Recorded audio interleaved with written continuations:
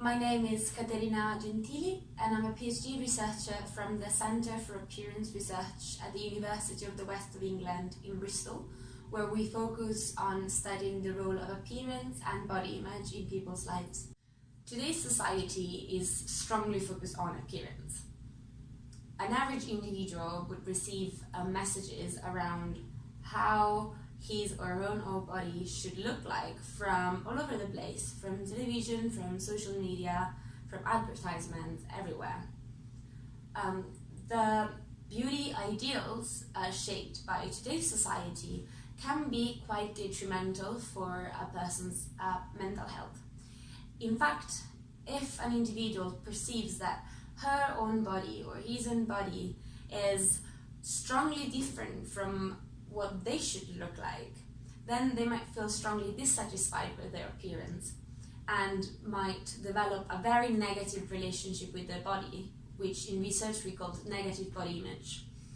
Body image can be defined as the personal and subjective evaluation that an individual makes of her own body looks and functioning. So it's very easy to internalize the beauty ideals that are shaped by society, and in fact research shows that children young as 5 or 6-year-olds already prefer a smaller body compared to a larger body, and they define it as more aesthetically appealing.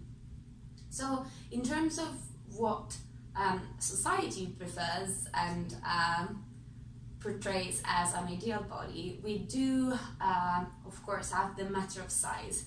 So a small size is still the center of a beauty ideal, and this is true since many years, but recently on top of the thinness we also found the concept of muscularity, which was originally more common for males but now is part of the female ideal as well.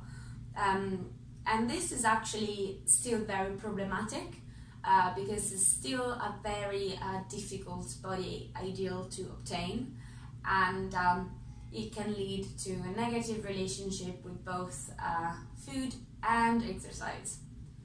So, of course, the relationship that a person has with her or his own body is not entirely shaped by societal beauty ideals and societal size ideals. However, the pressure can be quite high, can be quite strong. For this reason, researchers in the field of body image and psychology in general are focusing on two main levels. At an individual level, we are trying to design interventions that would help individuals to protect themselves from the messages that they get from the media, from the outside, and we would do that with body image focused interventions and specifically with media literacy interventions. So this should help a person to filter out those messages, those beauty ideals that are actually detrimental to her or his own psychological well-being. But then at the same time, some researchers are working at a more general level, trying to change the kind of messages that go out there in the first place.